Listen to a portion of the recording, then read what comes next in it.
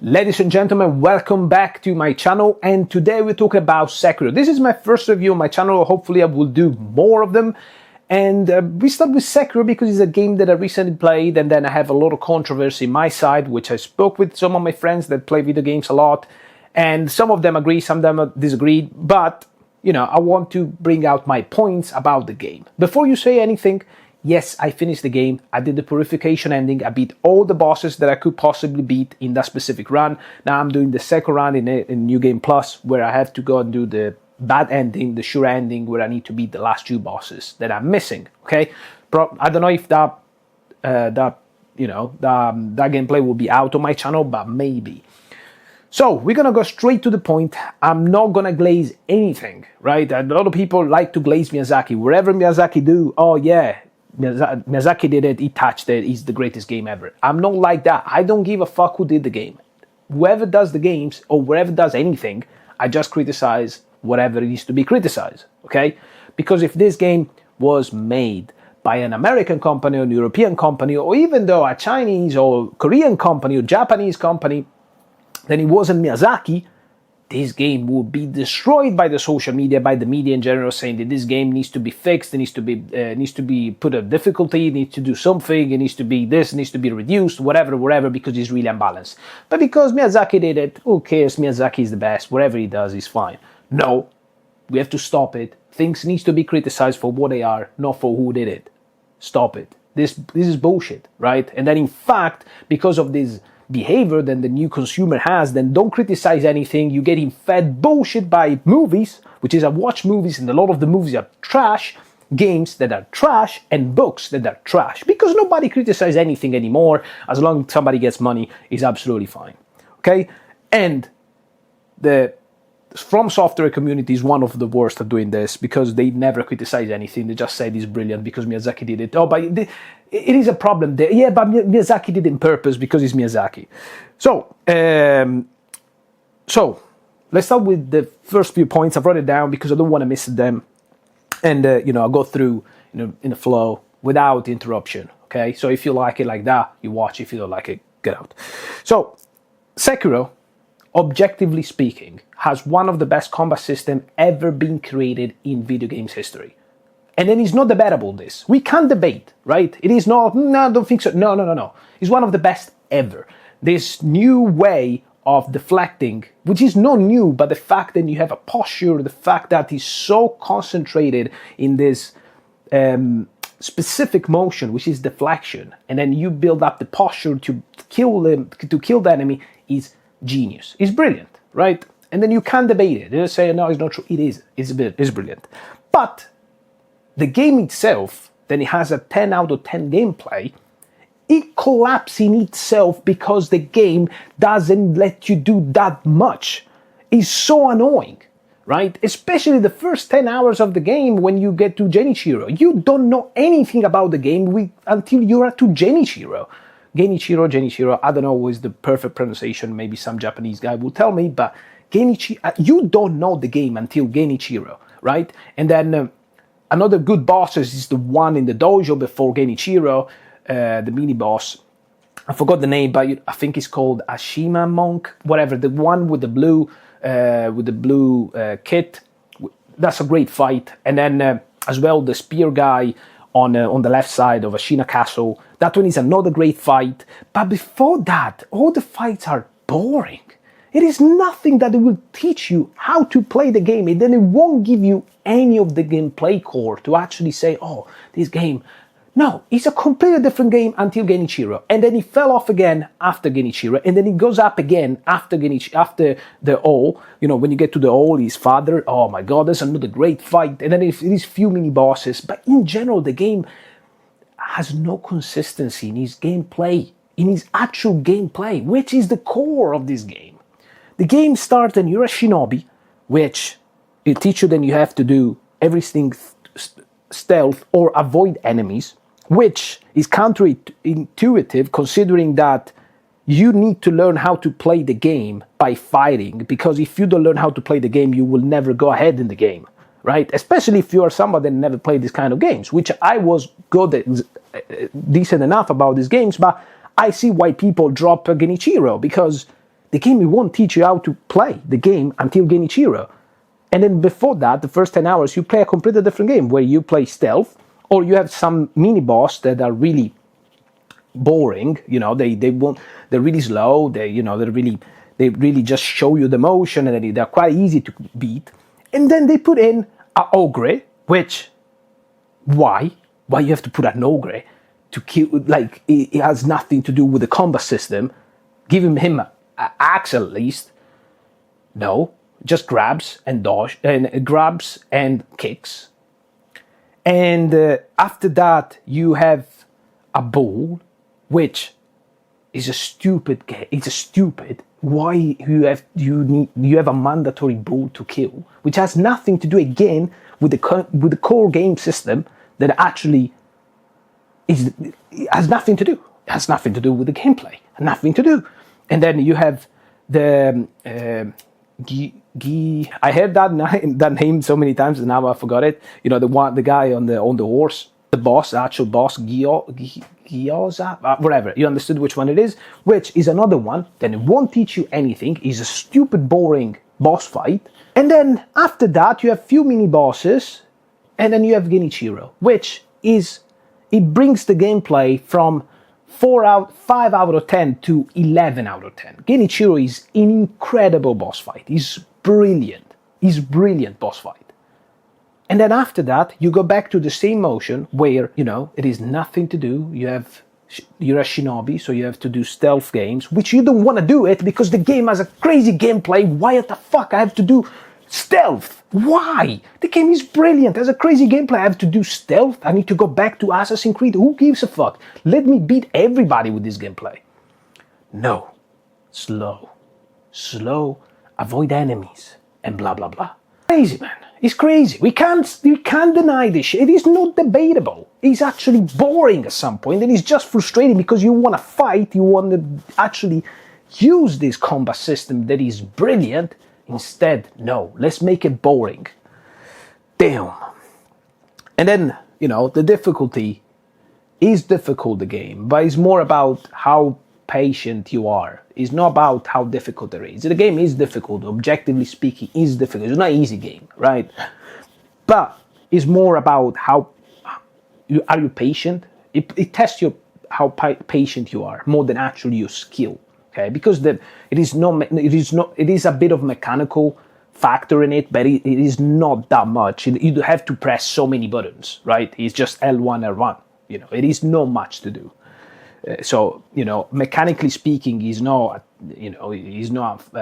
fighting games.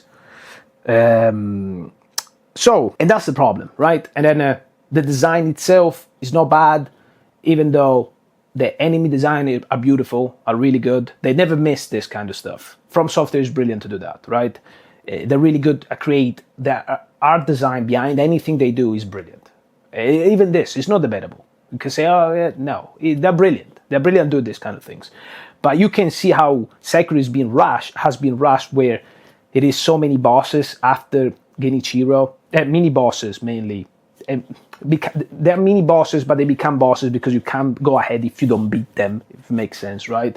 So mandatory bosses, mini bosses, where they just recycle them multiple times, and then they add they have these artificial difficulties that I don't like in video games because just no point. Instead, change the design of that enemy, make it harder instead of putting more enemies around them just to make it more frustrating and more annoying for no reason, right? Because there's a lot of this, has a lot of artificial difficulties, and then you can clearly see then as well. I don't think the game was designed to be this difficult, especially the first 10 hours. I think because you can actually see how is your input damage, how much damage you do to them, and how much damage you get from them. You get a crazy damage, even if you miss few combos. If you miss the wrong combo, you're over. You get killed. So you can see that pattern. How probably they increase the artificial difficulties, like as you feel play in hard mode in a video game, right? That was my feeling because I play a lot of games in hard mode most of the time, so I understand the feelings when you're actually playing a game in hard mode. It's just you don't do enough damage and then they shot you. That's always the case, right? And then you never get to actually feel rewarded with your increase of skills, like in terms of stats. You never feel that much because you still overpowers you. Like they're always stronger, they have much more health, they have much more everything. So is the typical things that you find in hard mode. And then normally in hard mode is actually after 10-15 hours when you start to have some sort of, you see some sort of light, because you start to unlock stuff, and then you maybe you have some sort of chance to do something. But you know, that's my feeling. You know, I don't think the game came out like that. They deal the game, they said, okay, maybe it's too easy, let's push more into hard mode, so we are playing a game in a hard mode. That's the way that I feel, by experience, right? And so yeah, that's the main points about Sekiro, right? And then, you know, you have some crazy good fight, like, you know, Genichiro, brilliant. The Father Hole, brilliant. Both of the fights, absolutely brilliant. Ishin, I have to do the Ishin in a sure ending, but I did the Ishin in, the Sand Sword Ishin, which is a great fight, even though I didn't like the place that we were fighting, just because it was too much grass and flowers around. You know, I wanted more actually a fight, but you know, the fight is good. Was good. Lady Butterfly, I found it brilliant. Of course, as I said before, 7 Ashina spears. And then it doesn't come out something, but it's some, you know, even the Longsword Man, which was the enemy that I was struggling the most for some reason. The kicks was throwing me off. But that was it's a good fight, even though they multiply that multiple times, and then it gets just boring because it's just he's annoying. And someone else that was actually good, I don't know. But yeah, so that's the issue with the game. Like, it collapsing itself has a lot of issue in the gameplay, when the gameplay is actually the core of this game. This game is brilliant for its gameplay, and the gameplay has a lot of issues. The game, you know, I found the game to be an 8 out of 10 or overall, 8.5 out of 10, because, you know, it has some great design. You know, I can't say anything about From Software. They know how to do games, you know, and but you know, Sekiro has a crazy gameplay. I'm quite sure that everybody will play the game again to go to this. Let's say, I don't know how many mini bosses and bosses are out there, but you know, let's say out of 40 bosses, these like 10 maybe memorable bosses, then you want to, between bosses and mini bosses, I'm saying, that I say, oh my god, like I want to go and play the game again because of these bosses. The rest is just gimmicky, it's just boring, it's always the same thing, you know. It's nothing that actually makes you play the game to this full potential. Okay, so that's the issue.